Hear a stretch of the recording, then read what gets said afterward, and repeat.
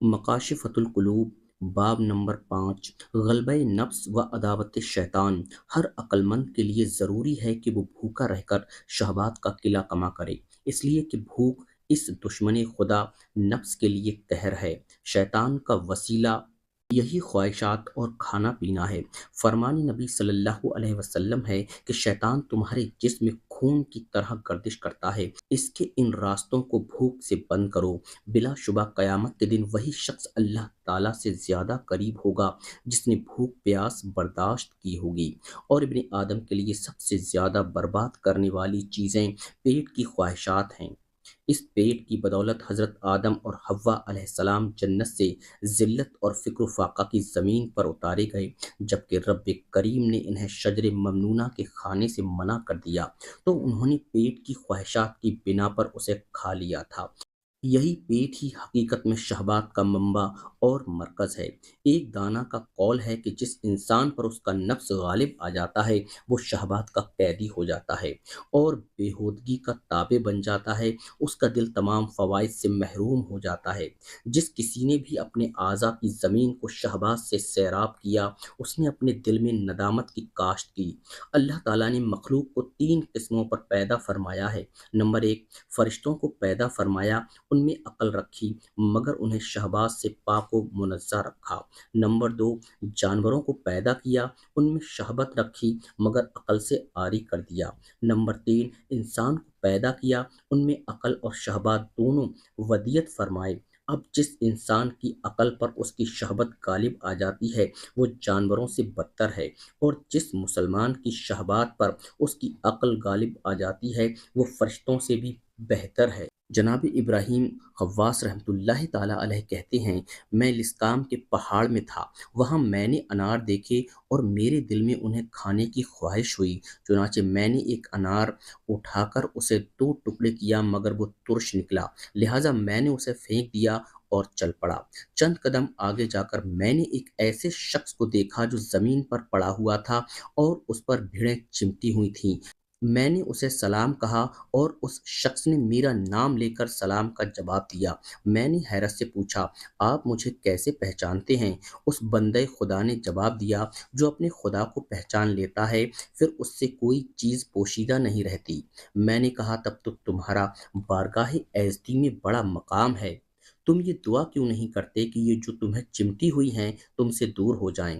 اس نے کہا، میں جانتا ہوں اللہ کے ہاں تمہارا بھی بڑا مقام ہے، تم نے یہ دعا کیوں نہ مانگی کہ اللہ تعالیٰ تجھے انار کھانے کی خواہش سے بچا لیتا، کیونکہ بھیڑوں کی تکلیف دنیاوی عذاب ہے مگر انار کھانے کی پاداش اخروی عذاب ہے۔ یہ بھیڑیں تو انسان کے جسم پر ڈستی ہیں مگر خواہشات انسان کے دل کو ڈس لیتی ہیں۔ میں یہ نصیحت آموز گفتگو سن کر وہاں سے اپنی منزل کی طرف روانہ ہو گیا۔ شہوات بادشاہوں کو فقیر اور صبر فقیروں کو بادشاہ بنا دیتا ہے۔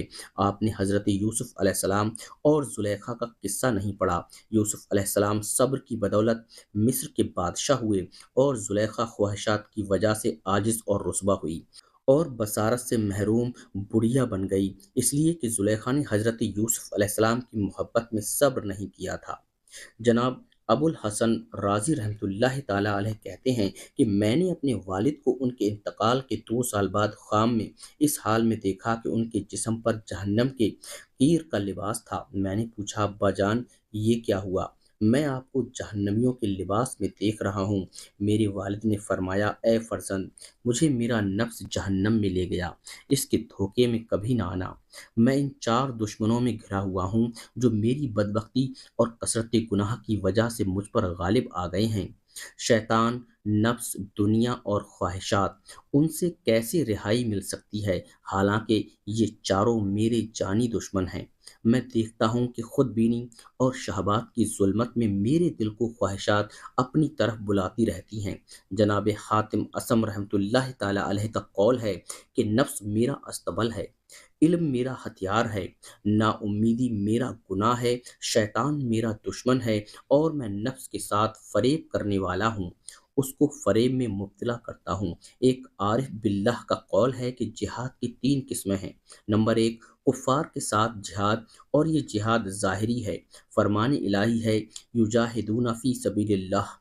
نمبر 2، جھوٹے لوگوں کے ساتھ علم، और दलाइल से जिहाद। नंबर 2, झूठे लोगों के साथ इल्म और दलाइल से जिहाद।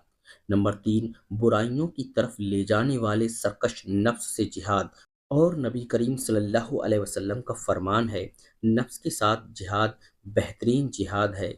सहाबा इकराम जब जिहाद से वापस आते तो कहते, जिहाद असगर से जिहाद अकबर की तरफ लौट आए हैं। और सहाबा ने नफ्स, शैतान और ख्वाहिशात से जिहाद को कुफार के साथ जिहाद करने से इसलिए अकबर और अजीम कहा कि नफ्स से जिहाद हमेशा जारी रहता है और कुफार के साथ कभी कभी होता है। दूसरी वजह यह है कि कुफार के साथ जिहाद में गाजी अपने दुश्मन को सामने देखता रहता है मगर शैतान नजर नहीं आता, और दिखाई देने वाले दुश्मन से लड़ाई बनिस्बत छिपकर वार करने वाले दुश्मन के आसान होती है। एक वजह और भी है कि काफिर के साथ गाजी की हमदर्दियां कतई नहीं होती, जबकि शैतान के साथ जिहाद करने में नफ्स और ख्वाहिशात शैतान की हामी कुव्वतों में शुमार होते हैं, इसलिए ये मुकाबला सख्त होता है। एक बात और भी है कि अगर गाजी काफिर को कत्ल कर दे तो माले गनीमत और फतह हासिल करता है, और अगर शहीद हो जाए तो जन्नत का मुस्तहिक बन जाता है।